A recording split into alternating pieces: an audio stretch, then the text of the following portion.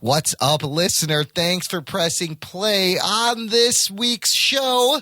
Another writer's strike looms in Hollywood. The truth about who actually created Batman gets explained in a new documentary coming to Hulu. 3 X-Men movies, a He-Man movie, and all the Avatar sequels get release dates. Doritos and Marvel Studios get really wacky and retro to promote the Guardians of the Galaxy Volume 2 soundtrack. DC and Warner Brothers are getting set to launch a new streaming service. We get a mention on Huffington Post. I get a bunch of facts wrong, and a whole bunch more geeky audio goodness, all in this edition of the Jock and Nerd Weekly for Thursday, April 27th, 2017. Check one. All right. This is really fans out there. Let's give it up. We jockin', we nerdin'. We funny, disturbing.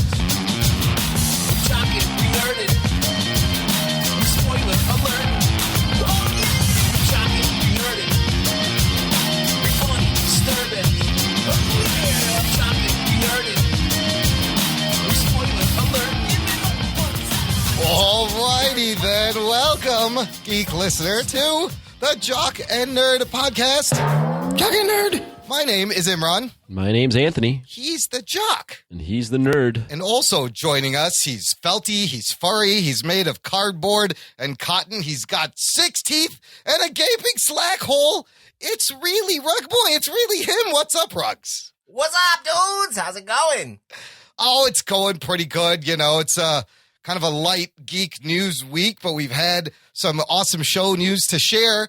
If you are a first-time listener, welcome. Thanks for checking us out. This is your weekly Geek Digest, where we geek out about comic book and superhero-related movies, television, news, and we have a fun old time. You'll definitely have a great time hanging out with us. And so this show, we got a bunch of news and a bunch of listener email. We're going to fly through it because the Jock has a red-eye flight to Vegas tomorrow morning. Is that right, Anthony? Is that considered red-eye in the morning? No, it's not. No. Well, No. Early in the morning. His eyes are going to be red Yeah. for a completely different reason. That's what I meant. You will have red eyes while and you're flying United. It's actually pink-eye flight. Oh, jeez. Flying United, yeah. Yeah, you're looking forward to flying United, Anthony? They just release a policy where they can offer you up to $10 grand. Yes, you know what's funny? I was just talking to my sister just minutes before we started recording, and while on the phone, she's like, "Oh, I got this email from United," and she read it to me, and they admitted they're like, our corporate policies and values got in the way of our employees doing what's right, but this is what they're going to do now. They said we are no longer going to ask police authorities to remove passengers. So, good step number 1. Step number 2, they're going to offer up to $10,000. Oh, shit. To get people to get bumped, which You're going to want to get bumped. it's ridiculous, yes. And then they are going to have a no questions asked, $1,500 lost luggage policy. So they're bending so far over backwards that now you can just fleece United, listener. This is what you do. Just book flights and hold out until they get to the 10,000 and then tell them that you lost your luggage. You'll get another 1,500 on top. It's a sweet payday. Nice. Thanks, United. Anthony, now you know what to do. I don't even think you should go to Vegas on time. Yeah, I'm still going to go. Look, you'll be a day late, but $10,000 richer. No, I got to get to Vegas. Anyways, it's pretty funny, that letter that you read me. Look, before we get to the news, we got a little bit of exciting show news we want to share with you, the listener. If you follow us on social medias, you may have already seen. It's media. It's one. Medias. It doesn't need to be plural. It's multiple medias. Media is plural. God damn it. Yeah, I pluralize things that don't need to be plural. That's my gig. Yeah. I pluralize people's names for some reason. There's only one of them. It's a Brooklyn thing. It's a Midwest / Brooklyn / we're an idiots thing. Look, our friend Eric Sharkey, who's a contributor for the newly rebranded Huffington Post, wrote an article this week. I mean, you got to rebrand. What's it called now? It's called HuffPost. Yeah, it's not rebranded as Huffington Post. It was rebranded as HuffPost. As HuffPost, right? The newly rebranded HuffPost from Huffington Post, and they got a new logo and stuff, and it's kind of sharp. He wrote an article. Independent filmmaker Eric Sharkey, contributor, top 10 geek podcasts you should check out now. In this list of podcasts, listener, are such podcasts like The Nerdist, of course, I Sell Comics, featuring Ming Chen, Michael Zapsik of ABC's Comic Book Men. AMC, What a fucking idiot. I'm. What did I say? ABC. I was one letter off. It's pretty close. You're going to find out that I mispronounce things and read things wrong very quickly. It's a little bit of a running gag. But hey, it's a podcast. For all the new listeners that are like listening to this is exactly how the show is all the time. Yeah, I'm a fucking Yeah, idiot. there's a lot of fucking up. Yeah. Like immense is amount. ABC's Comic Book Men. What? ABC, AMC's Comic Book Men. The Nerdist is on this list. Rebel Force Radio, long-running Star Wars podcast. Hollywood Babylon by Kevin Smith and Ralph Garman. And what else is in this list? He put the Jock and Nerd podcast, Geek Boner, Jock and Nerd, in this list of 10 podcasts. What the fuck's he smoking? Wow. How many times did you blow him, Imran? Imran cupped the ball, Look, too. we He gotta- stuck a finger up that dude's ass. We got to clarify. First of all, we did not ask for this. He let me know after. Imran gave him a fucking blumpkin, dude. He gave him a blowjob while he was on the shitter. And it's a contributor post. It says clearly on the page, contributors control their own work and post freely. But here's what we look. He's a friend of ours from art school. I went to art school with him. He's been on the show. But he was nice enough to throw us a bone and put us in this list of awesome podcasts. Eric Sharkey, I can't thank you enough.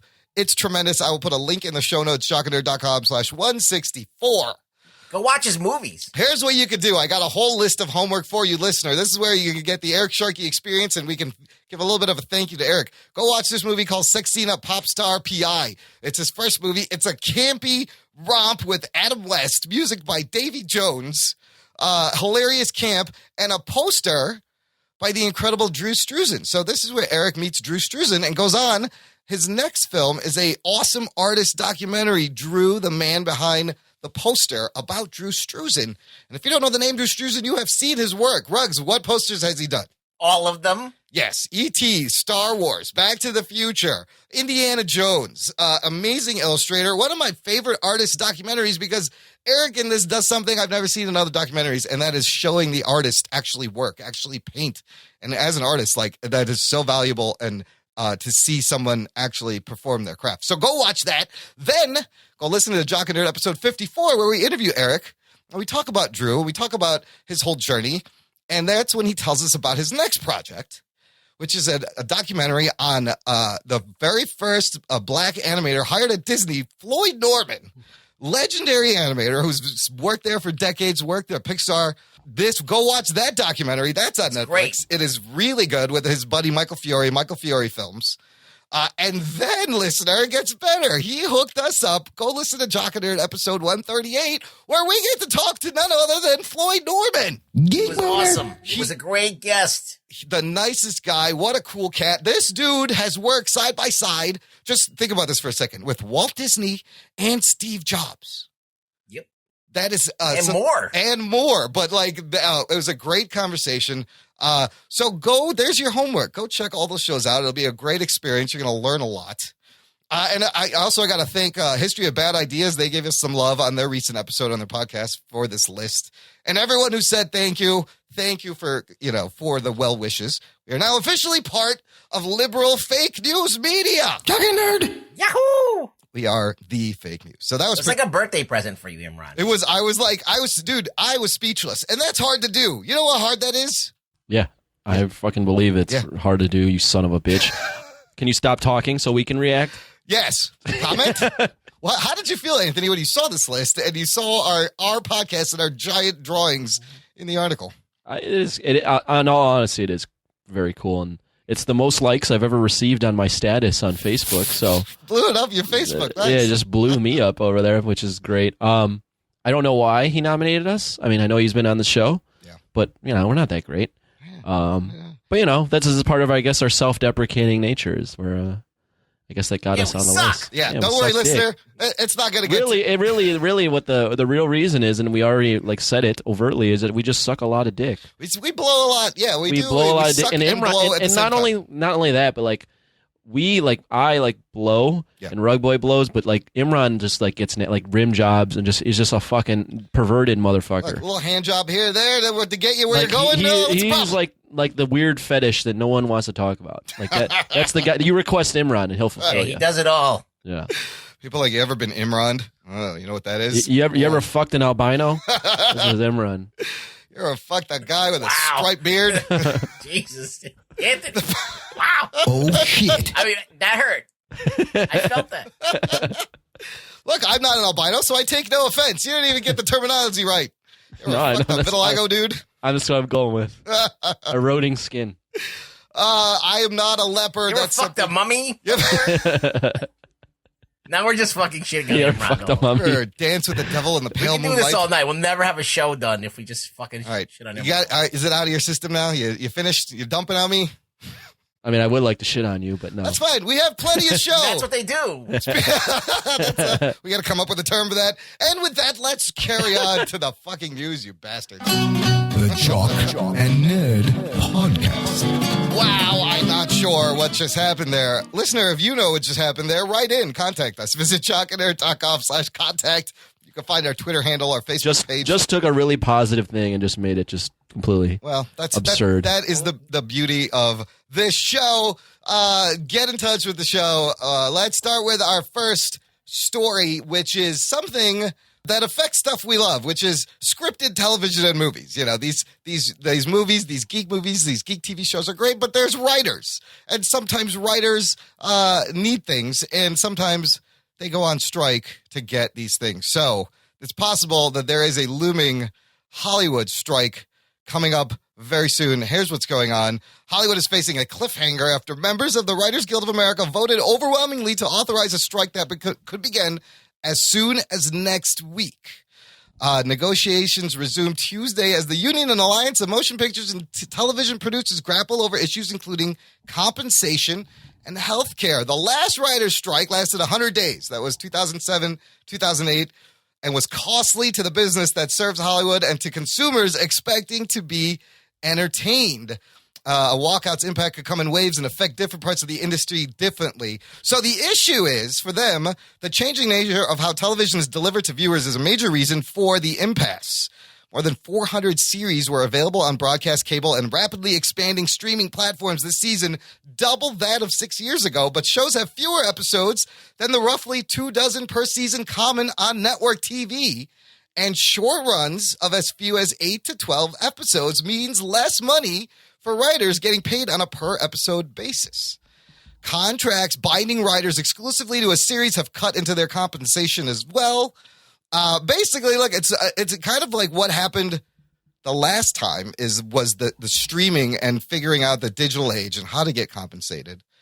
If this happens, everything like Walking Dead right now it could affect that. It could push back that. We went through this in 07 and 08, and some shows made it. Some shows it hurt, and they just had really bad seasons. Well, it won't affect the DC movies at all because they don't have writing. It might actually, it might actually improve DCEU. Yeah. You're like, you know what? We don't got writers. Just slap this shit together. Yeah, it won't affect them one bit. They seem to have these strikes, though, like every 10 years.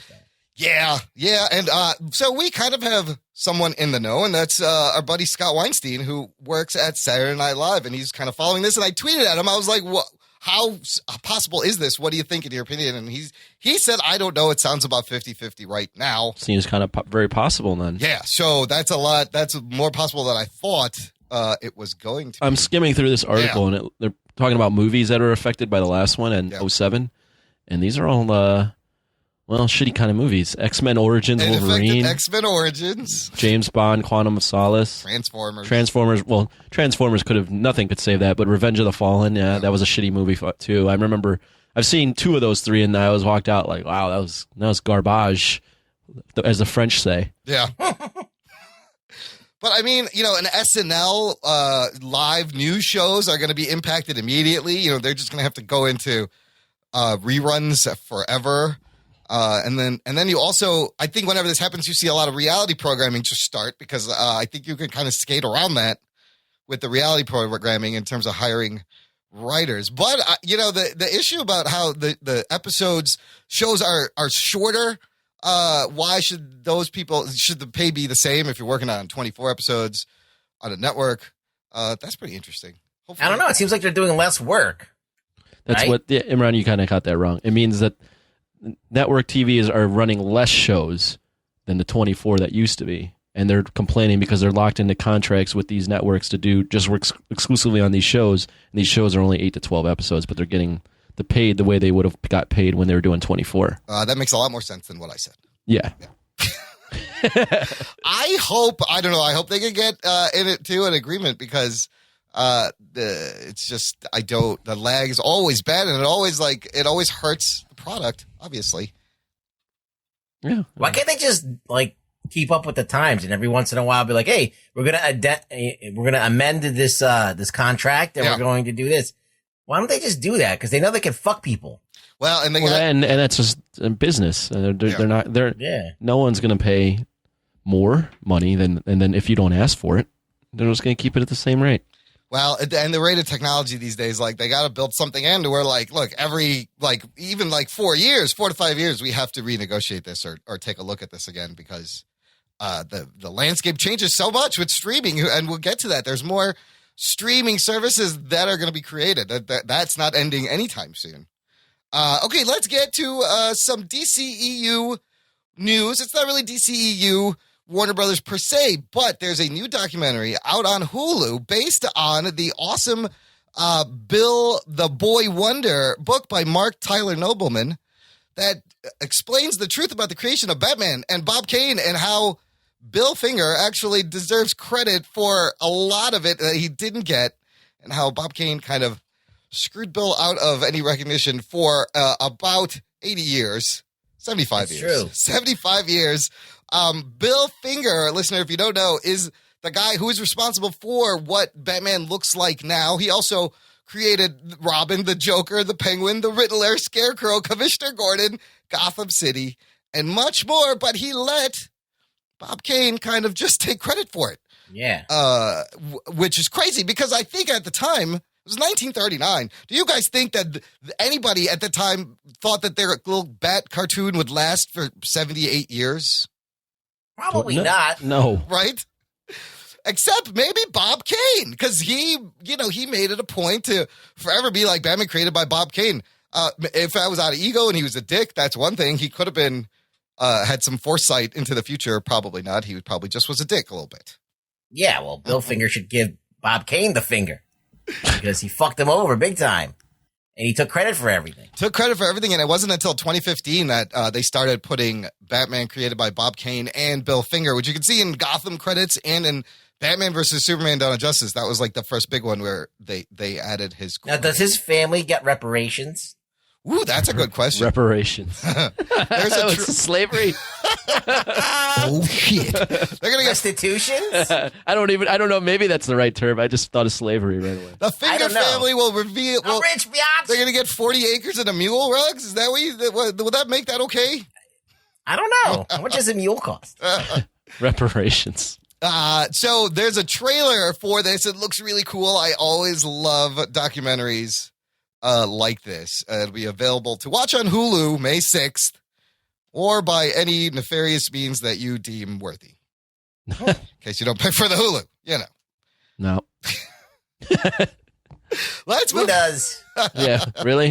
Come on, paying for shit. Amazon Come on. Fire Stick. Listen, if I'm going to pay for Hulu, at least don't show me goddamn commercials. What are you doing? What is the point? Can't you fast forward through that? I don't know. I don't understand their model. I thought the whole point of paying for something is get rid of commercials. Moving on.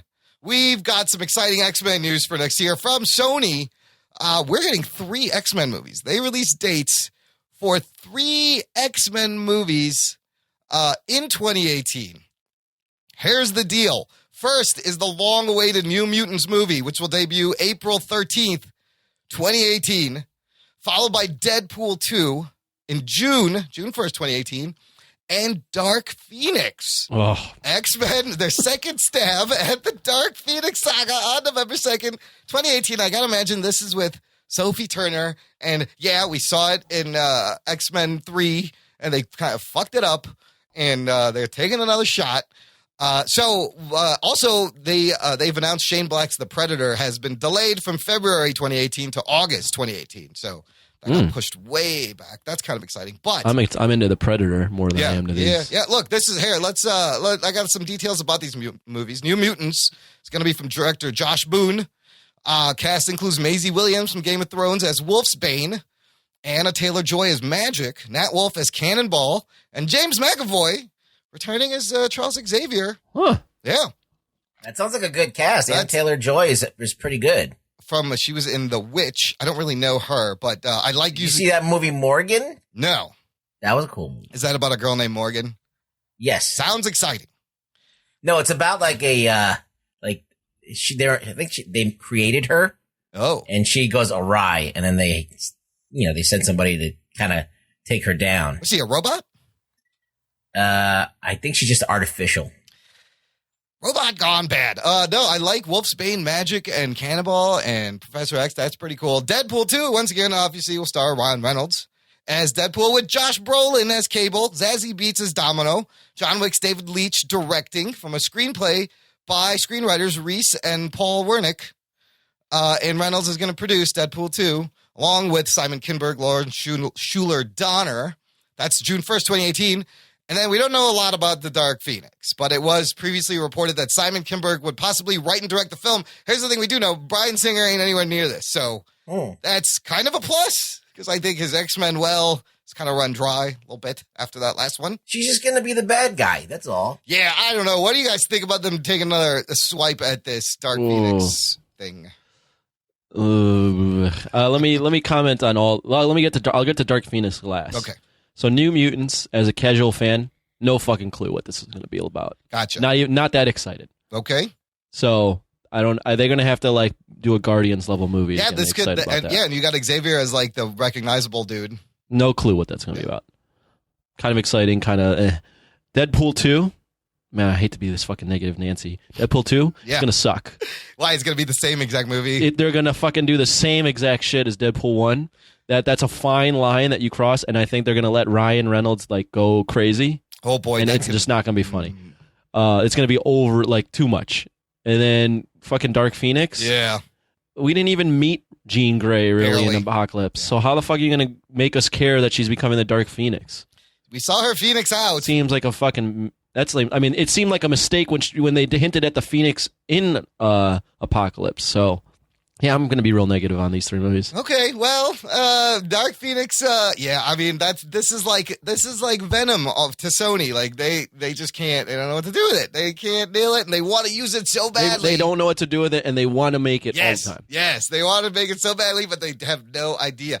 The Shane Black Predator movie. This cast is pretty interesting. A script with his Monster Squad co-writer Fred Decker. Cast includes Boyd Holbrook, who played Pierce in Logan, Olivia Munn, Keegan-Michael Key, Thomas Jane, Yvonne Strahovski, Sterling K. Brown, Edward James Olmos. Wow. Yeah. The Olivia Munn, though. What is Olivia Munn doing from Straight? She was terrible in Apocalypse. Is she going to be Psylocke in Predator? She was so bad. Yeah, she can't act. Yes. As a superhero. She's in other stuff. She's in that movie, The Office Party or whatever. Yeah. Office Christmas Party. And she was fine in that. But just for some reason, whenever you're doing something like a superhero or something like that, it just doesn't work. They didn't give her a lot to do either in that movie. And it's on cable. I watched the end of it again. It's still hilarious at the end how she just slinks away. She just walks away. I was like, okay, that's fine. That's your exit. That doesn't make any sense. But I'm a big Predator Alien guy. Yeah. So I don't even know if we have that prologue in here. Do we? The Alien thing? No, Alien Covenant had the prologue came out, right?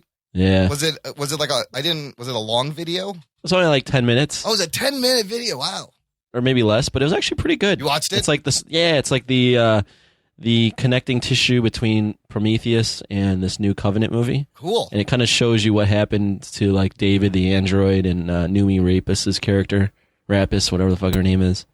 It's actually pretty interesting. I'll put that in the show notes and I'll check it out. And it ends and it's whoa, nice. Fucking David's diabolical. Ooh. Oh, see, I was curious. I did not get a chance to check it out. That's coming out 2018 also, right?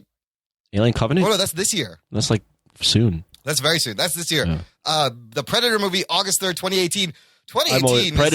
Predator with Shane Black, I'm in. Yeah, absolutely. I think it sounds like fun, and I'm really interested to see what Shane Black does with, it's going to be Christmas time. How are you going to work that in? There'll be a buddy cop scenario, and then there'll be jokes. There'll be jokes. Maybe a little kid. There'll be a little kid, and then there'll just be Predator.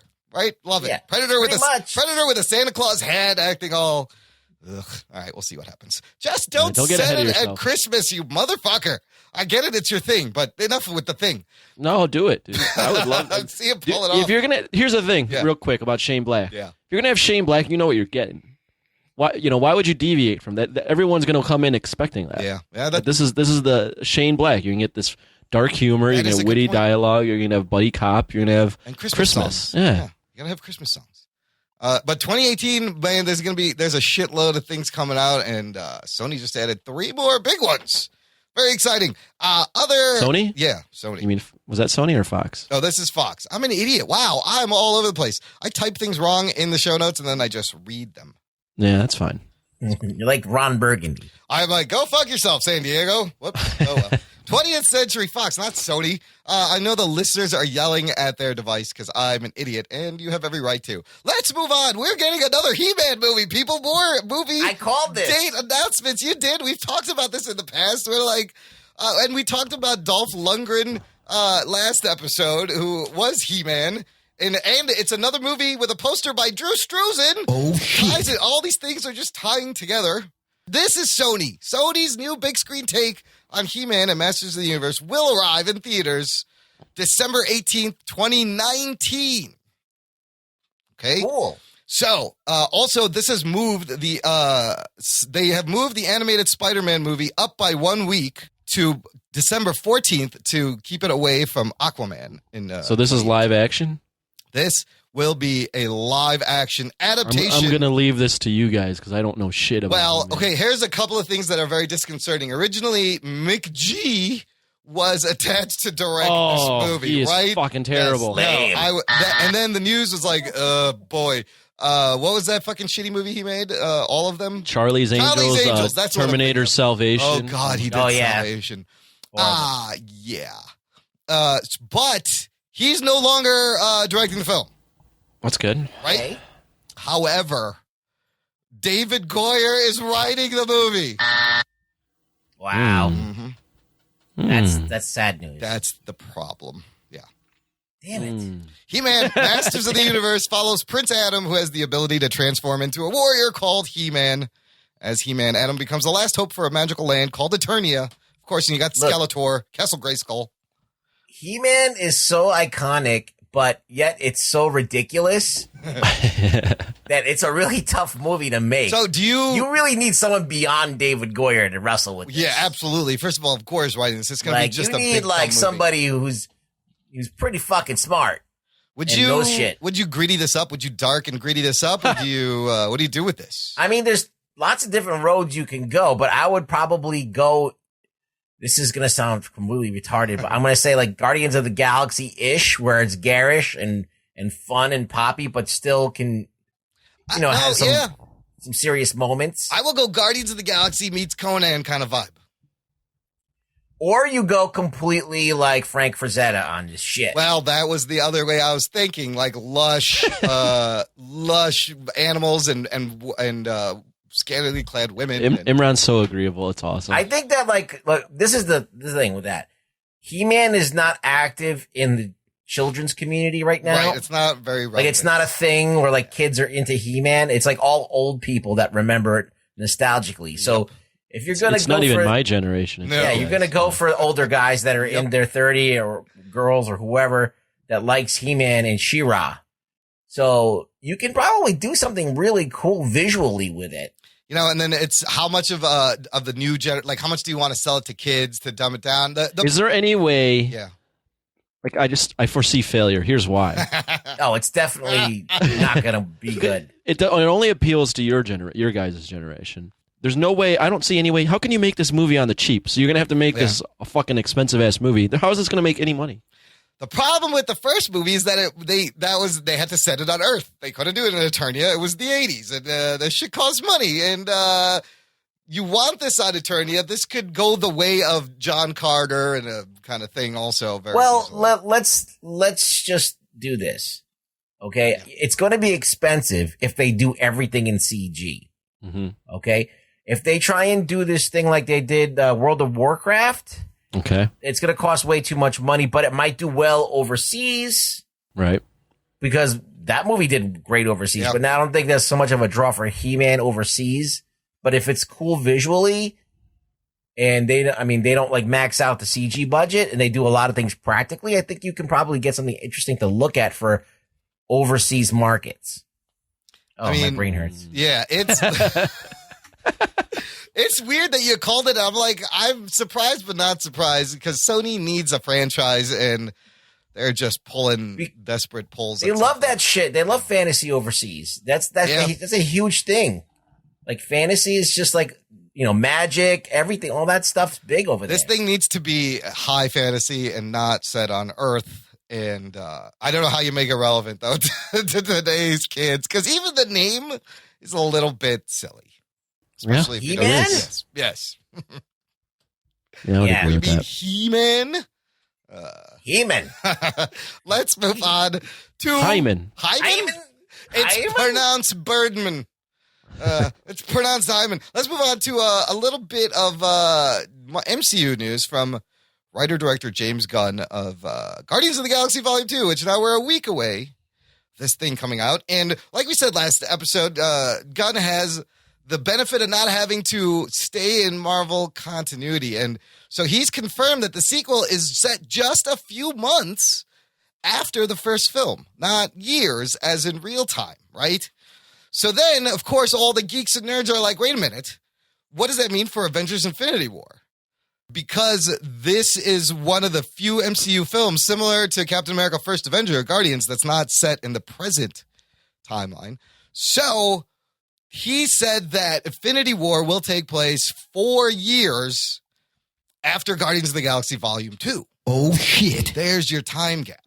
I need to see a chart. Yeah, it's I'm still confused. kind of confusing. His quote is, knowing that... Wait. Yeah. I mean, you probably don't have the answer, but why is this movie not set in the present day? What difference does it make? Because of, I guess, the story he needs to tell. Groot is still growing, so only 6 months have gone by, and it's probably the plot's going to have to do with what happened in the last movie. So he says, knowing that outside of Guardians franchise, we don't necessarily always date the movies. You don't always know. We don't say 2012, 2013. We do in Guardians because you do the math in 1988, and it's 26 years later, but we never say, this takes place in 2018, this takes in 2017. But it was important for the story that James wanted to tell that they're still relatively fresh in their new group. There's your reason. That's because of the story. They're still a new team. They're still learning to work together. It has to be. They've evolved slightly, so we're watching their growth. So I think it'll be interesting to see what version of the Guardians we will see in Infinity Wars. They'll be 4 years more aged and experienced. It is kind of... And Groot will be bigger. And Groot may be full grown, so they can do Pubes that. by then. Yeah. Because we know we're going to get baby Groot this whole time, and they'll have Groot pubes and Groot acne. So there's the reason. That makes sense. I guess it's interesting that they give him all this freedom, James Gunn, to kind of mess with this a little bit. His pubes are budding. He's got tiny flowers off his pubes. It must be spring. It must be springtime. Okay, we said pubes like 5 times. Jesus Christ. Okay, in the category, keeping with Guardians of the Galaxy for a second, in the category of wacky movie merchandise promotions. Check this out. I got an article from Billboard. Doritos and Marvel partner for Guardians of the Galaxy Volume 2 exclusive promotion. Here's what they're doing. The centerpiece of this, highlighting the soundtrack, is a custom-designed limited edition series of Doritos bags featuring a built-in cassette tape deck-inspired player that plays the full soundtrack. Oh, shit. Geek boner. The bags can also be recharged for repeat viewing. This promo image they have shows a Doritos bag with Peter Quill's tape deck, and there's fucking headphones plugged into the bag. How the fuck does that work? To which I say, I have to get this. I haven't eaten Doritos in years. That's cool. So the custom bags are not going to be in stores. Here's the thing, listener. They will be available on April 28th via Amazon.com/Doritos while supplies last. So by the time this show posts, you may be out of luck because it's going to post a couple of days later. On May 5th, the movie comes out, but I may try to get one of these bags. I wonder how much it's going to cost. That's what I really know. Will you eat the Doritos? No. I won't. No, I kind of want to open one to see the inside. So in our timeline, this is tomorrow that it's going to go for sale. And did you know you could just buy bags of chips from Amazon? I didn't know that. I found that kind of surprising. I think you can buy anything off fucking Amazon, dude. What do you guys think? Do you think this is a great collector's item? Would you? It is a cool thing. I'm not necessarily a big collector. Yeah, but this is a cool little shtick they got going on. Clever, here. unique idea. I love when lots of fat people are gonna be listening to good music. That's why it's got a great 70s soundtrack and it's got Hasselhoff rapping. What else do you need? That's it? In the bag of Doritos. Okay, more movie release dates. Very exciting news. This one is for Avatar. All 4 Avatar sequel release dates confirmed. Here's how long you could be enjoying Avatar. Oh my God. Yeah, right? So Avatar 2, December 18th, 2020. Avatar 3, December 17th, 2021. Followed by December 20th, 2024. And December 19th, 2025. Is this like the longest in between movies Jesus ever? Christ. It's a long time. I remember. I was thinking about that too. What was that movie with? What's his fucking face? The Disney movie that was in the video game. Tron. Oh, right. That was a long delay. That's more like a reboot than like yeah. Then I mean, it has a sequel. It is a sequel and a reboot at the same time. Yeah, but that's not directly like. Yeah, this is so weird, right? So weird. So the first one came out when 2009, and the sequel will come out in 2020. Are you fucking kidding me? It's so weird. Yeah. I mean, like it's not like Avatar made a shit ton of money first off, so I'll give it that. Yeah. And Cameron, I enjoyed it. I saw it a couple times, but I wasn't like after the end of that, like, man, I want to see more. Like I was like, this was a story and it was cool. I don't know. What's the demand going to be like in 2020 for this movie? Are people even going to remember? But then will he be able to build some momentum by shooting 2, 3, 4, and 5 together? So Cameron spoke with the Star, and his quote says, what people have to understand is that this is a cadence of releases. So we're not making Avatar 2. We're making 2, 3, 4, and 5. It is an epic undertaking. So I know where I'm going to be for the next 8 years of my life. He said it took him 4.5 years to make one movie, and now we're making 4. So, whew, damn. Confirmed to feature the return of cast members Sam Worthington, Zoe Saldana, Stephen Lang, and Sigourney Weaver. Cameron's producing and directing and writing, along with some other people. Shit. Man, I don't know. People aren't going to remember. This feels like his last life's work thing going on here. Yeah, he'll be like spent after this. Like, well, it'll be something that no one else has done. Yeah, that's crazy. And it's his. It's his completely. Well, I remember when he was trying to make this. Forever. I mean, he's still trying to make it, but when he was originally trying to make the sequel, he was trying to do a lot of underwater stuff. Yeah, he wanted a whole world like underwater. Yeah, world. So maybe he's just waiting on technology. I don't know. Honestly, I'm just grasping for straws. No, I think there's something to that. Like the only person to do something like this really is like Spielberg and Lucas. Yeah. Like create something from thin air that's theirs, and then it survives the ravages of time, like Indiana Jones and Star Wars. And he wants his thing that's going to last throughout the years. I mean, he created Terminator. I mean, he did do Terminator. So I mean, he wants that stuff to last. I mean, Terminator's been running to the ground. So this is like the one thing that he has that hasn't been he still controls. Well, and if you guys remember when this first came out, now as we like kind of take it for granted, but he kind of brought 3D back. Yeah. Yeah. And made it more of this immersive experience rather than just things popping out at you and like shock. Yep. Also, what he brought with Avatar, and I might be wrong, but it's the first movie I can remember where he used a lot of motion capture. Full mocap characters. I think you are correct that it was full mocap CG. And I mean, the story isn't particularly original, but the other parts of it. Creation of it, the creation, production of it. I mean, yeah. the man invented hundreds of plant species made up for this made-up planet. He didn't have to do that. No one's paying attention to like, oh, that looks like an Earth plant. But he invented animals and insects and plants and flora and fauna. Like, the attention to detail he put into this is just, it's too much to waste on one movie. Now, and you gotta probably think that he's going to be at the forefront of whatever technology is out there, and is going to want to show us stuff that no one's used before, which is kind of what he did with Avatar. And to your point, Anthony, 3D is still around. It's still making lots of money. It's one of those things that we're not like waiting for with bated breath, but when it comes out, we're all going to go see it. We'll probably be blown away, and I'll miss a good James Cameron film. It's been fucking 20 years, 12 years, whatever. Shit. 10 years, yeah. Give it to us. Jeff Goldblum will be in Thor Ragnarok as Grandmaster, and he's also going to be returning to the Jurassic World 2 sequel. Confirmed, joining Chris Pratt and Bryce Dallas Howard. And What could they possibly do in this new movie? I have. He's going to talk about we see? Chaos Theory. Yeah. Just a lot more all chaos. The dinosaurs. Ian Malcolm will be back. I agree. I love the Goldblum, but. Man, that last movie was just, there was not a lot of substance there, and what else? Well, and it's not like, so I mean, the last movie made a shit ton of money. It was like the surprise box office hit of that summer.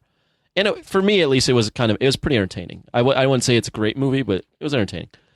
But like the thing is about these movies is like when you bring back the old cast, like storyline wise, and I'm not saying like these are going to be the best storylines, but what sense does it make for that person to return back to this world? Like, and this isn't like a superhero story. Nostalgia. No, but I'm saying like if we were taking this as like literally, right? Like, why would Jeff Goldblum's character, I forgot what his name is, Ian Malcolm, ever be involved with dinosaurs ever again? Yeah, this should have traumatized him to the point where he can't even walk past. What, are the dinosaurs going to his house? Yes. Like, how is this happening? He's like, you know what's a good idea?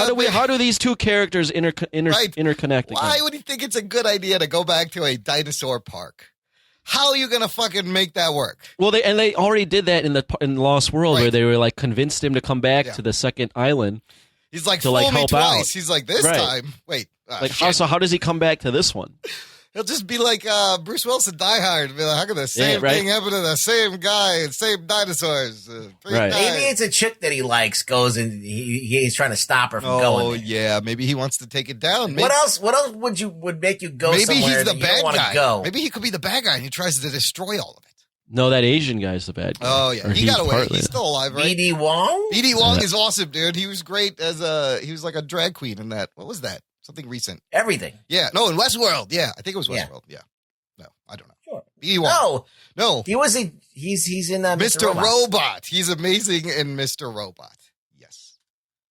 So, this is going to be another $1 billion movie. It's coming. This is also coming out 2018, June 2018. Yeah. It's going to be big. Next summer, it's going to break some box office.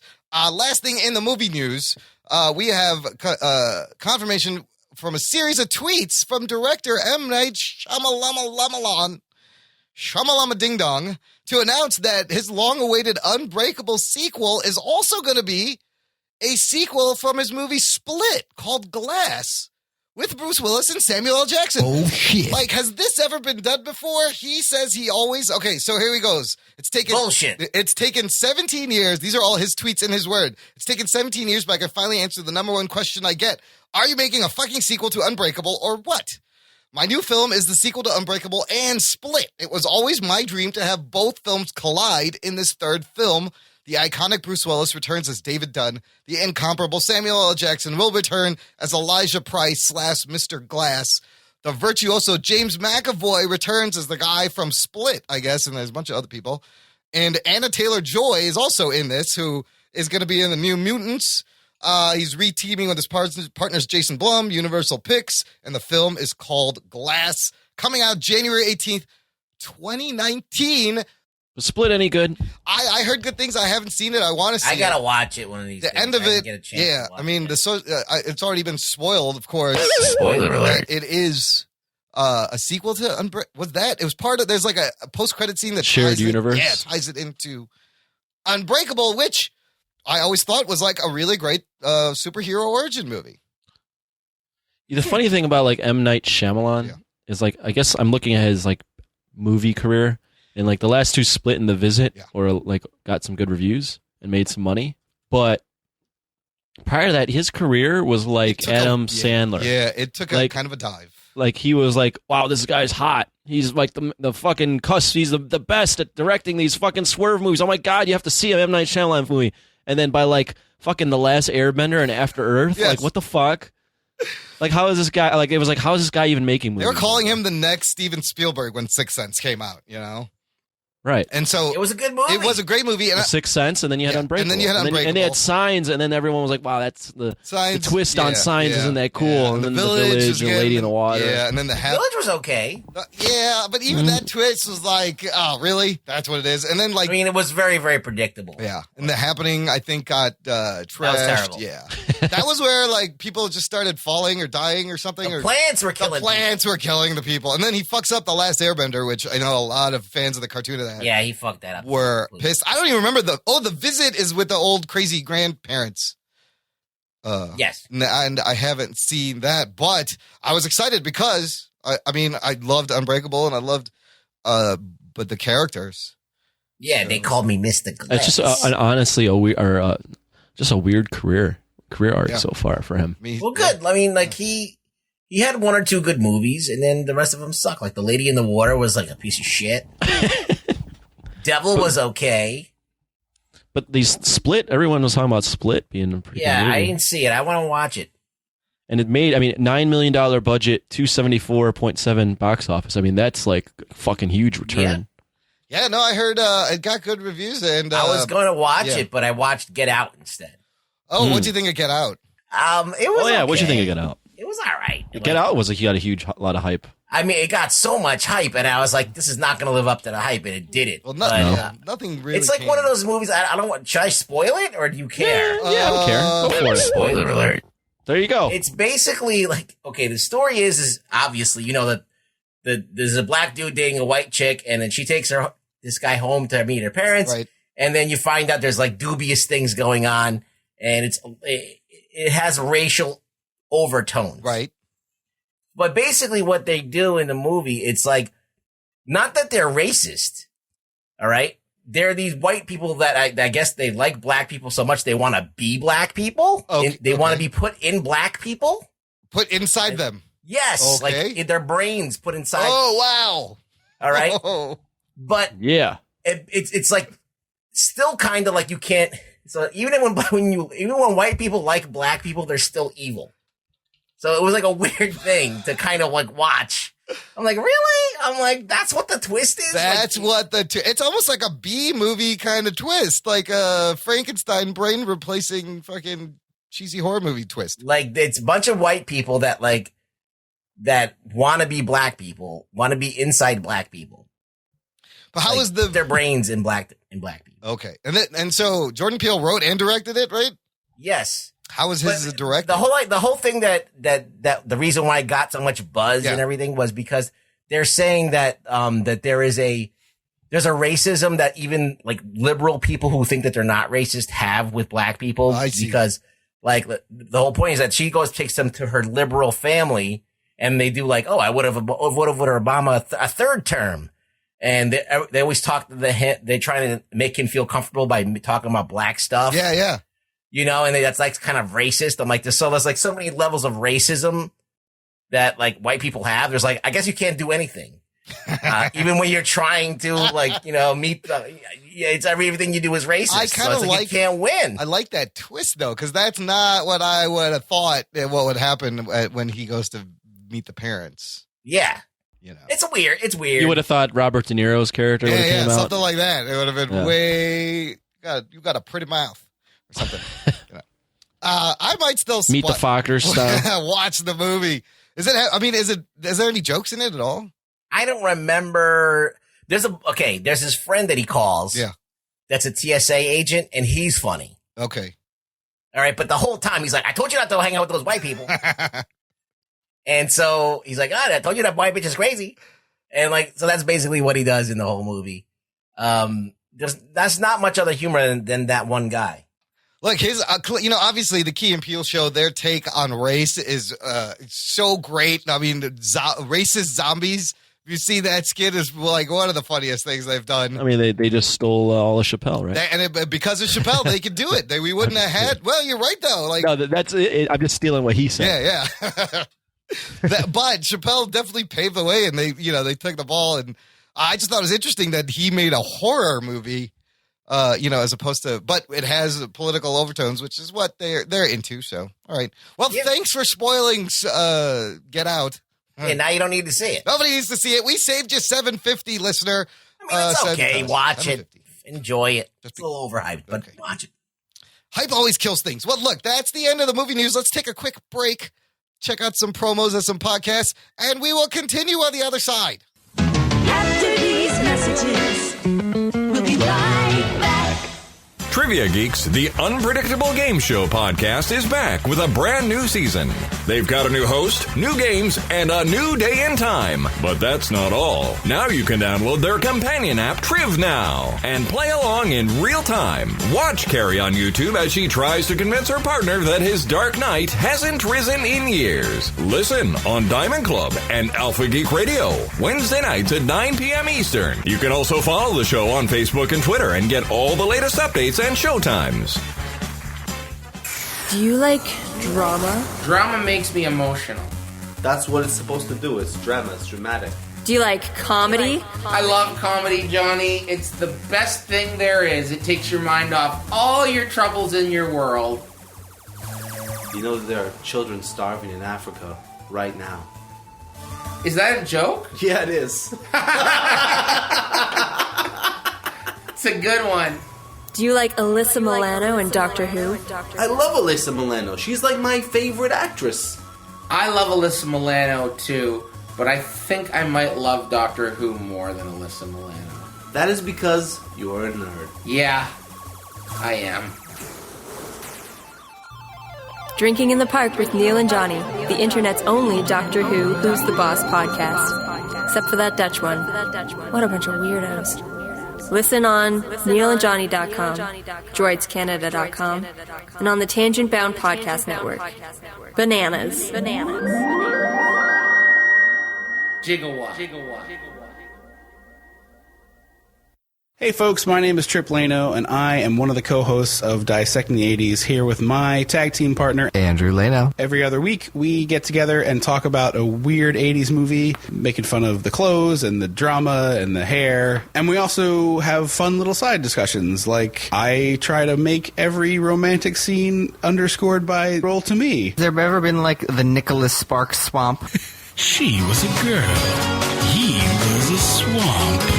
Go around the world, pretty baby. That's not Nicholas Sparks. That's late 90s. She's all that. And I try and talk the logistics of how flying cars would work. So are the medians going to have like football goalposts to make them higher now so you don't cross into oncoming traffic? Yeah. What happens if the guy in second row over, third car down, needs to get off to the right? I should have thought of it.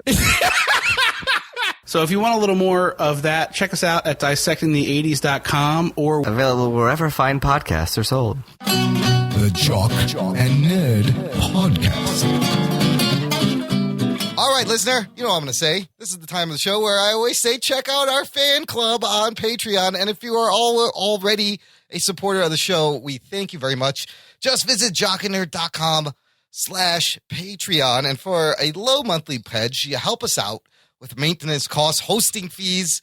We keep the show going, and you get hours and hours of bonus content on our fan club page. You get a little RSS feed you can put in your podcast app, and all these bonus pieces of audio will come in 8 hours. You won't be able to catch up with it. It's more show, value for value. Help us out. We help you out. It's a good deal. Check it out. More show if you do blow. More show, especially if cocaine is a hell of a drug. And we Let me tell you. keep adding to it all the time. Every time, if there's some kind of, I can't keep my mouth shut. So when the show's over, it's not really over because I'm all wound up and I got thoughts, which you're going to hear right now about television, Geek TV.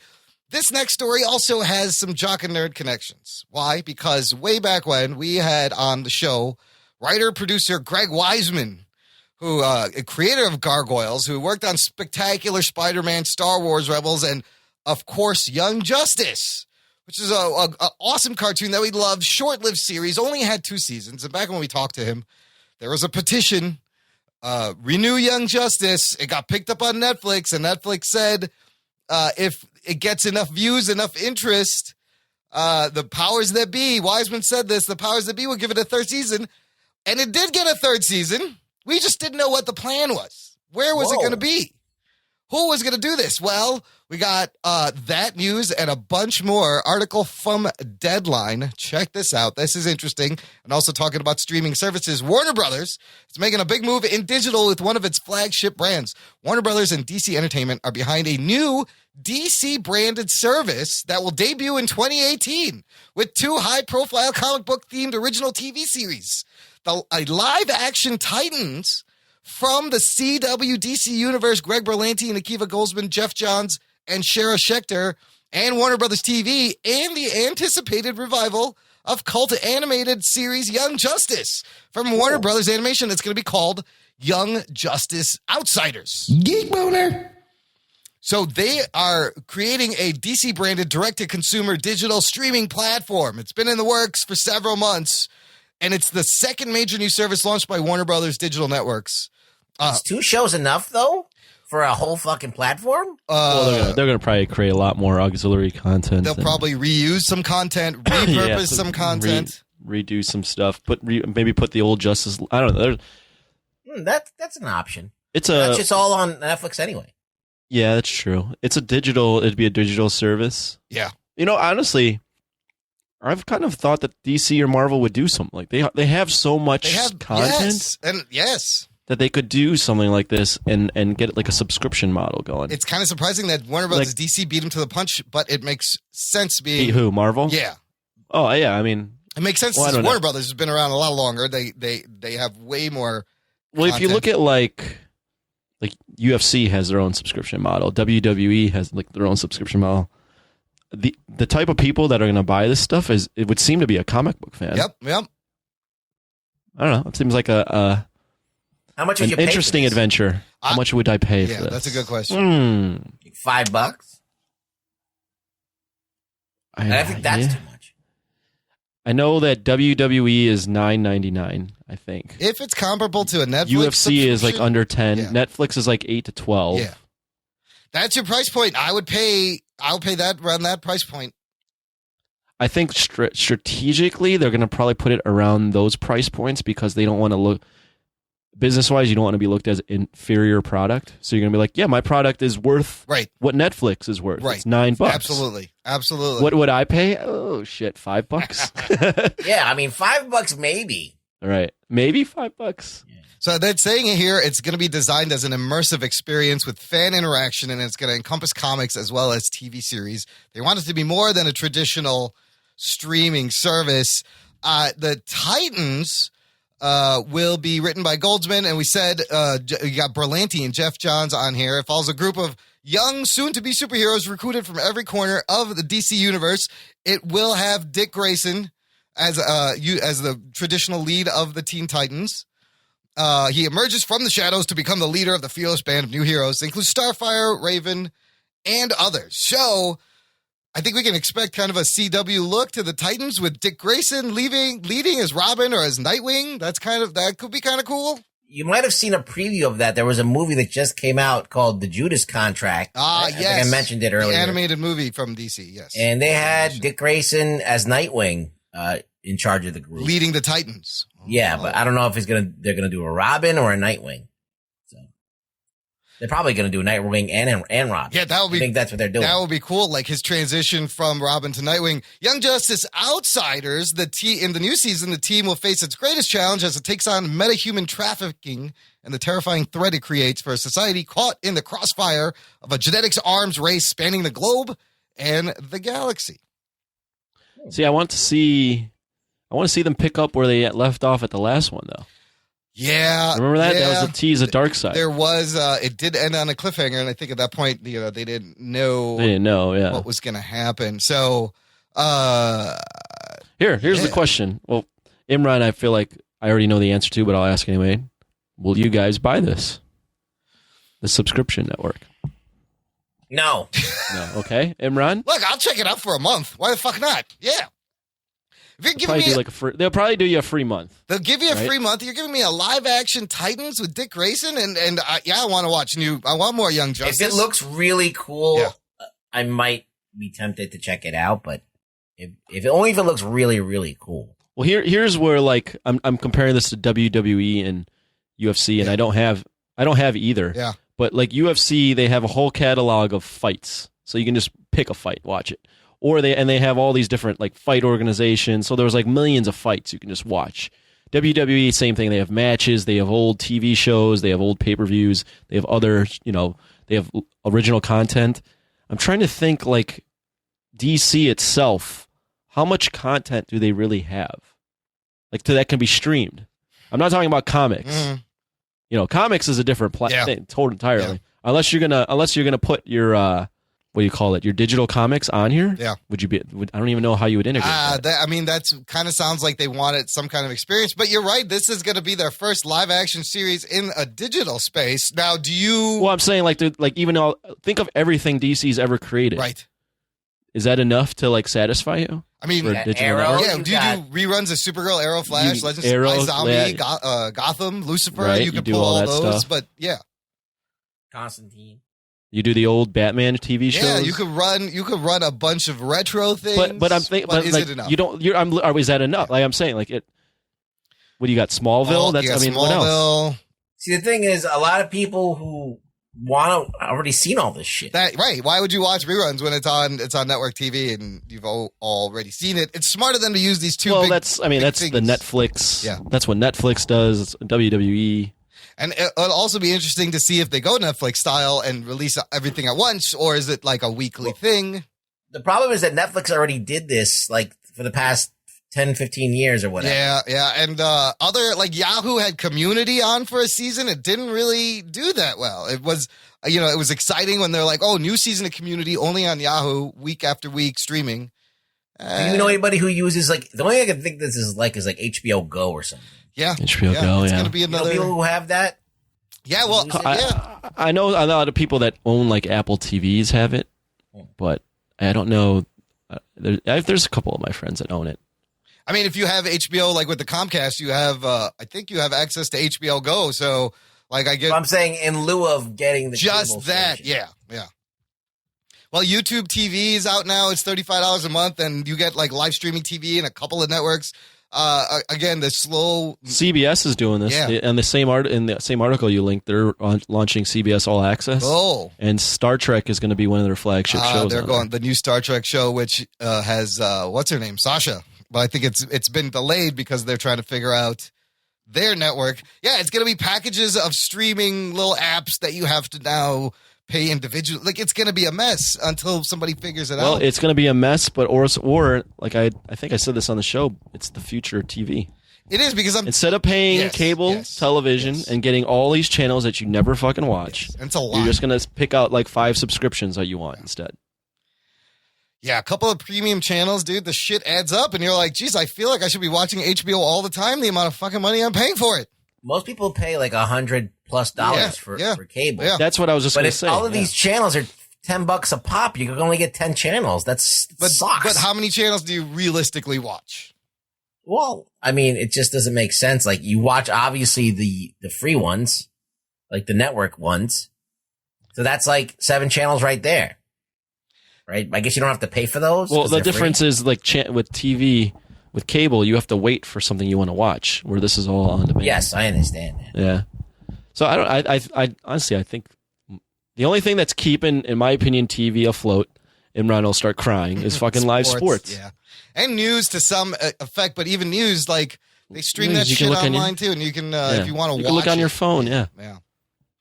Live sports, you got they're trying to, don't they have streaming packages for live sports also? You got the NFL. They're trying to figure that stuff out and get live. But the thing is that the whole basis for live sports is live. Like, no one wants to watch old basketball games and shit. Right. But I don't know. I want to see this Titans show. So You're gonna buy it? Probably. I think the price point should come down per channel to like less than to like $6 or $7. Well, it's possible that if this increases competition and more streaming networks, that everyone is just going to have to lower their prices. Then I hope stay competitive. I've been dreaming about a la carte TV forever. Yes, dude, we're close. We're very close. We're still a couple of years. It's moving. They're trying things. I think we're close. Cut this fucking cord. Speaking of new TV shows, I got a new TV alert for the listener. And if you like weird TV shows, like if you're fans of The Preacher, maybe Legion, Westworld, there's a new show. It's premiering on Starz called American Gods, Sunday, April 30th. It's called American Gods. What is it? Well, it is the new weird TV show. It's based on a best-selling novel by one Neil Gaiman, who wrote the awesome Sandman comic book run. I love the Neil Gaiman. A big fan of Neil Gaiman's. Ruggs, what do you think of Neil Gaiman's work? I think it's good. He's definitely talented. It's not my particular cup of tea all the time. Yeah. But I do have immense respect for him and what he's done. So I mean, his imagination and his characters and his dialogue and the way his plots go are awesome. Anthony, you haven't read any Sandman? No. You're aware of Neil Gaiman, though, right? When you say Neil Gaiman. Oh, yeah. I know who he is. So American Gods from Rolling Stone, the unconventional new drama from Starz, is the latest mind-bending show to go all in, off the wall. For starters, the premiere episode features, among other things, Vikings, a towering leprechaun, a ghostly white buffalo with flaming eyes, a massive tree with talons at the end of its branches, and a vicious gang of faceless cyber thugs called the Children. Also, at one point, a man is swallowed whole by a woman's vagina. Oh, shit. I'm in. That's every day. I'm in already. Sold. That's like every Japanese anime movie I've ever seen. Yeah. Where's Starz? It's on Starz. I'm in. It says, at the core of all the strangeness is a drama centering on a brewing battle between gods of ancient myth and upstart objects of worship. Caught in the middle is Shadow Moon, is the character's name, played by Ricky Whittle from The Hundreds, an ex-con who gains early release from prison under tragic circumstances. He soon finds himself in the employ of one Mr. Wednesday, played by Ian McShane from Deadwood, who is awesome. An enigmatic magic man who has vested interest in the outcome of the conflict. The show features Orlando Jones is in this, Crispin Glover, Pablo Schreiber, and Gillian Anderson playing a bunch of gods. So it's a very high concept idea from his 2001 cult novel about the old gods battling new gods. And there's a trailer out. I'll put a link to the trailer in the trailer in the show notes. But Ian McShane alone is awesome. And I'll predictions. Yes. Do you think this is going to do well, Imran? Well, it's only going to be, I believe it's only going to be 8 episodes. Right. So they're following. We saw Legion do that, which is very smart. I think from the trailer, the visuals, like it looks, the fantasy looks amazing. And again, it's that kind of fantasy I like, where it's like rooted in reality, and then just there's a buffalo with fire coming out of his eyes for some reason. Just a little bit of weird shit going on. In the trailer, there's a lot of crazy, violent, like slashing, blood splattering shots. I'm definitely intrigued. Will it do well? Look at that tree. What's that? I said, look at that tree. Yeah, and a crazy tree. We have a link to the opening credits, which are pretty cool. What's the last good show on Starz? What the fuck is on Starz? I don't know. It is. They have Spartacus. That was good. That's the only one I thought of. I don't think I've ever watched a show on Starz. Power, Outlander, Black Sails. I heard it's good. Black Sails is all right. What else? The Girlfriend Experience. I never watched Survivor's Remorse. Power. No. I don't know. Point being, I don't know if I can trust Starz to make good shows consistently. It's a good point, but the source material. This is an HBO or Showtime. Spartacus. They had Spartacus, Gods of the Arena, Boss. Oh, that was the one with Kelsey Grammer. He plays the mayor of Chicago. Yeah, I always wanted to watch that, and I did not watch that. It does. I did watch this trailer as you were talking. It does look right up your fucking alley. Right? I was like, this looks weird and fantastical. It reminds me of DC's Vertigo comics. I love Neil Gaiman. I'm going to check it out. He said that the first 8 episodes go through like a third of the book. The book's pretty long. I'm excited. I hope people catch on to it. Again, we're in a binge society. They'll air, word will get out. Everyone will like watch it all, probably. If it's good, you're going to know about it. Yeah. And that will premiere the day this show posts, April 30th on Starz. Check it out. Last thing in the news regards Marvel Comics. A little thing they're doing called Legacy, where they're going back to their original classic heroes and original numbering to win back fans. Oh, shit. Oh, boy, Marvel. Is it too little too late? It's not a... Maybe. It's not a reboot. Here, wait, let me add on to that. Yes. So this isn't like Marvel Legacy. I read about that, doing the original numbering. DC's doing the same shit. DC's doing a thing called Rebirth, and they're bringing back the history of the old characters and saying that the New 52 was basically these characters got their memories stolen from them, and now we're all getting it back. So both companies are doing similar things. One's doing just original renumbering, and the other one's doing New 52 never happened. Well, they did the New 52 never happened, and they went back to the... It's actually like more of like a melding of the New 52 and the old stuff. They went back to original numbering first. Action Comics, Detective Comics, and Batman, I believe, it was just those two, returned to their original numbers. Superman, Action, Batman. There's 3 that are in like the 900s now. So Marvel's kind of playing catch-up. Set to launch this fall, Marvel Legacy kicks off in a 50-page one-shot issue by Jason Aaron and Assad Ribic. Like Rebirth, which sets the stage for what's to come. Story details have been revealed, but the image below by Joe Quesada points to heroes returning to their old looks and mantles. Newer heroes won't be vanishing, as the plan is to, quote, move enthusiastically forward with all the Marvel characters you know and love, starring in the biggest, boldest, best Marvel stories. Long-running titles will revert to their legacy numbering, while new trade dresses and corner box art is also on the way. Will this be enough to help improve sales? We discussed a couple of weeks ago the vice president of sales claiming, they didn't want diversity in female characters. Nobody's buying this shit. When really, Marvel, you're just giving us too many number ones. And maybe you did lose track a little bit of your legacy characters and what we loved reading as old school readers. Venom will be the first title it's going to start at 150 to return to. They added up like all the different Venom titles, and it's at 150, I guess. But wow, this talking about Marvel kind of copying DC. I'm sure they kind of watched each other as this was happening, but there's very few things that'll make me go wow with comic books these days. This isn't one of them. This is not one of them. It's kind of like, yeah, you guys are grasping. I think it might be too late. I don't know. It's sad because the whole medium is such a pure thing. Yeah. Like comic books are like one of the few mediums that you directly get what the writer wants, and there's not that much interference. Like, especially if you're doing like an independent book or something like that. And they've managed to fucking screw it up by being fucking greedy and all of this marketing bullshit and all of this business nonsense. It's like, just write good stories and have good art in it, and be true to the characters that you wrote. And that's it. It's really simple, and they've managed to fuck it up beyond recognition. I mean, it's all, it's like, it gets corporate-y, just like United. Corporate policies interfering with what's right. It's getting a little corporate-y, a little greedy, a little cash grabby, and you lose focus of what your fans and audience really want.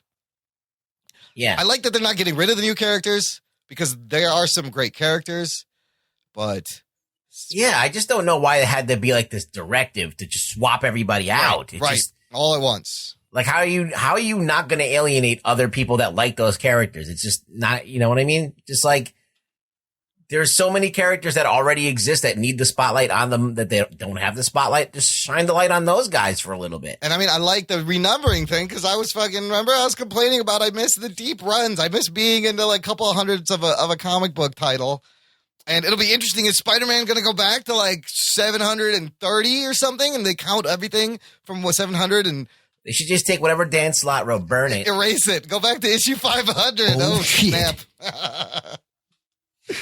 I just love taking shots. Take us back in time. Will it get me buying more Marvel comics? I don't know. I will buy the Spider-Man chip Zdarsky book with Andy Kubert drawing, where it's like street level Spider-Man. It's not Dan Slott. It's a new Spider-Man book. Rugs, you should check it out. Does that come out? Soon. I don't know. This month, this summer. I'm gonna get that big Rebirth issue thing. That Legacy. And yeah. This fall. I'll just buy that for the fuck of it and see if it gets me back that's in. cool. All right, well, that's it for the news section. I got a little bit of feedback to share based on our last episode. Here's the Thing tweeted us, where we were talking about, remember, Anthony, you were like that guy who played Shang Tsung in Mortal Kombat, and then we ended up talking about Al Leong, and here's the Thing, Kerry Tagawa. That's who plays Shang Tsung in Mortal Kombat. That guy. Yeah, that guy's evil. He is diabolical. That is diabolical. They also put an awesome diabolical gif of him in the tweet. But he's another one. Him and Al, but nobody could beat Al Leong. Al Leong's the best. Trevon Brady. Close second, Bolo Young. Yeah, Bolo Young. Shit. You guys, I remember you guys Bellotti turned me out of that when he was on. I remember. You don't remember Bolo Young? I remember Bolo. I know Bolo Young. From what was that movie? Bloodsport. Yes, with the red bandana. Also, Enter the Dragon. That's right. Classics. Trevon Brady from Twitter tweets at us, the Jedi Code you reading was from Knights of the Old Republic, I believe, and he links to the Star Wars wiki. So that was some legit shit, the Jedi Code and the Gray Code and the other I code. told you it was from video games. Yeah. Oh, right. That's that open world choose your own adventure RPG. I played that when it first came out. It was kind of cool. And then I don't got time for that. Anybody got time for that? Adam Morris. Adam Morris tweets at us, maybe we talked about 5 post-credit scenes in Guardians of the Galaxy Volume 2. Don't leave the theater when it ends, listener. He says he posits maybe the 5 post-credit scenes in GG2 track the 5 gems we know of, heading into Thor to find the last, which I thought that's pretty cool. That's some nice speculation. Probably right. Yeah. I wouldn't mind that. That'd be dope because then that will lead into Thor, into Avengers Infinity War. And then last episode, we had an offer from our very generous and awesome listener and Patreon supporter, David Zika, who had an extra 3-day pass to the Tampa Bay Comic-Con this July and was just offered it up to first come, first serve. So congrats to another great listener, Ron Hans, who also supports us on the fan club. He lives in Tampa. He got the tickets. He's taking his son, which I love, geekify your children, people, absolutely. And it all worked out, man. And he, the next morning after the show, I got an email. I was like, you're first. Honestly, couldn't believe we got rid of that Comic-Con ticket. Anthony didn't think it would happen. Nope. I was like, who the fuck else is listening to us in Tampa or close to Tampa that's going to want this ticket? Fucking Ron, congrats. I hope you have fun. He said he might pick up a Jock and Nerd shirt to wear, that's great. That would be perfect. Do it. Take some pictures, post them. Spread the word while you're at the convention. We got an email from our buddy Jimmy the Geek. Very exciting email. He says, what's up, Imran, Anthony, and Ruggs? Sorry, it's been a while since I sent something into you guys, but rest assured I've been listening every week. My wife and I welcomed our son to the world earlier this month, so was spending some quality time with him, teaching him the finer points of jockin' and nerdin'. Jockin' nerd! And just to show off the power of geekery, one of the only things to cheer my wife up during the whole birthing process was us watching the Thor Ragnarok trailer. Aside from that, lots of pain and anguish, but all are happy and healthy now. Yeah. So she was giving birth and watching, she was sitting there pushing the baby out. And she was like, oh, Chris Hemsworth. Yeah. Watching, oh, he's a friend from work. Laughing and pushing and breathing. You guys covered a lot of ground since I last wrote in, so I won't bog you down with analysis. But just had to say your review of Iron Fist was outstanding. Especially appreciated Anthony's continuous I'm Danny Rand drop-ins with a little bitchy voice. Spot on, man. But I'm Danny Rand. It's my goal to destroy the hand. Colleen, that's the hand. How could you, Colleen? Yeah. Looking forward to Guardians of the Galaxy Volume 2 and hearing your analysis. Would also love to hear you break down the upcoming Agents of S.H.I.E.L.D. finale and possibly Gotham. Yes, I know the show is terrible, but I started watching from episode 1 and can't stop now. If anything, I just love hearing you guys rip into things. Keep doing what you do. I look forward to listening every week. It's part of my routine and always look forward to it. Jimmy the Geek, and then he says, of course, FYI, my last name is actually pronounced Graben, not Graben, but easy to say it the other way, no big deal. Of course I'm mispronouncing your name, Jimmy. Have you met me? I can fucking pronounce anything. And also, for a belated birthday post on Facebook group, he posted a photo of his son Seth wearing a Spider-Man onesie. Geek boner. Way to geek the kid out from the beginning, Jimmy. Congratulations on a really cute. Congrats on the kid. And does anyone ever go, man, that's an ugly baby? Sure. I mean, sometimes. No, not saying Jimmy's baby's ugly. Kramer did it. Has there ever been an ugly baby? Ever been a baby you go, wow, that's a real fucking ugly baby. The baby looks like Theodore Roosevelt. Have you ever seen my baby pictures in? Oh, boy. That baby's got a face for radio. Baby's got a face. He's got a really adorable. I actually look better as a puppet. Jimmy, the other thing you could do is go back, and we reviewed Gotham episode by episode for a while.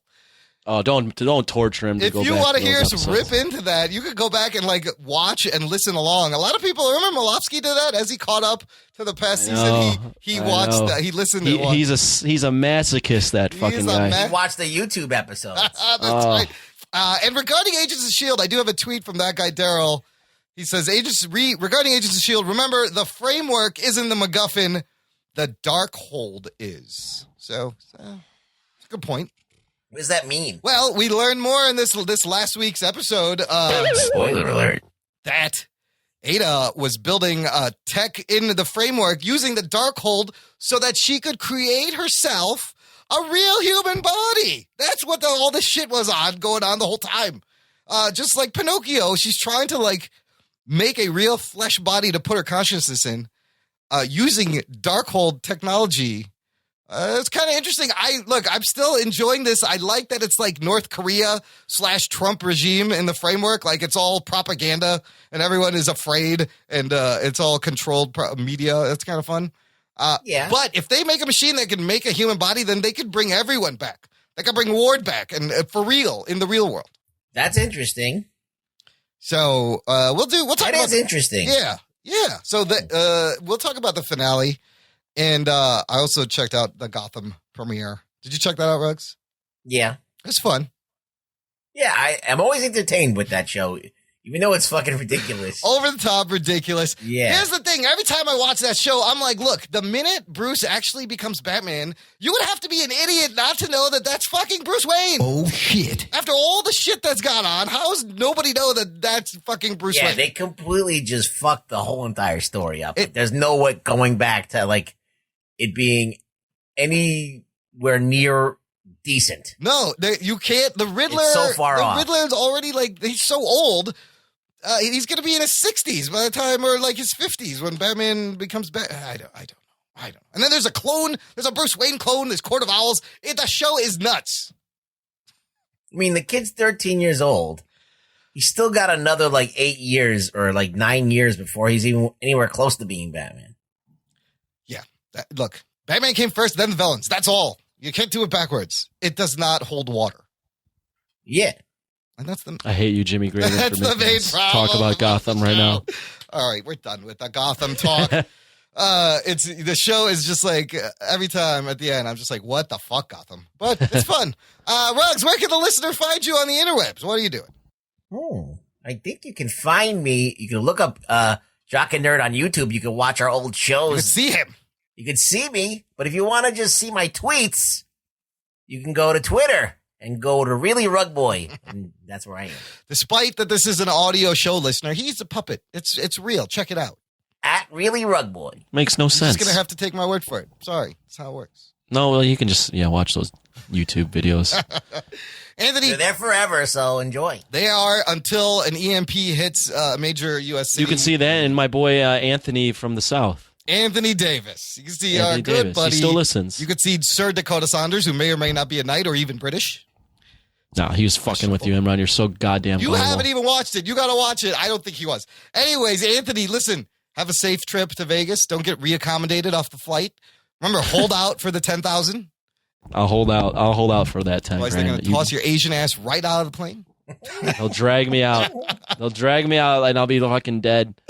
You'll be on TV. My belly's just hanging make out. sure you say Jock and Nerd when they're dragging. Make sure you're wearing the Jock and Nerd tank top.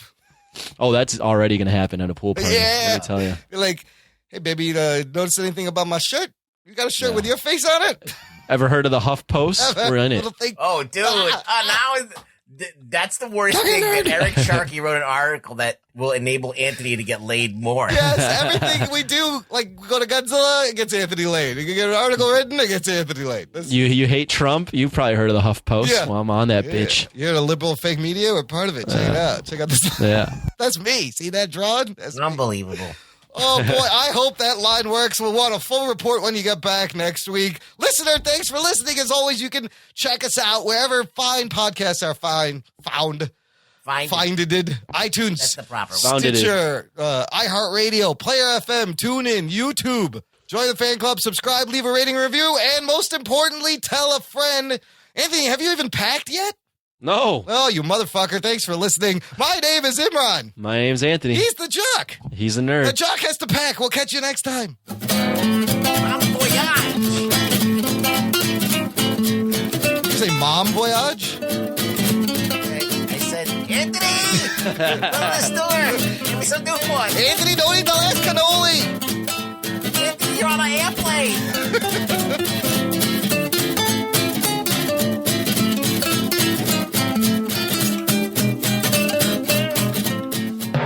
Jockey nerd. Anthony, I need you to go to duty free for me.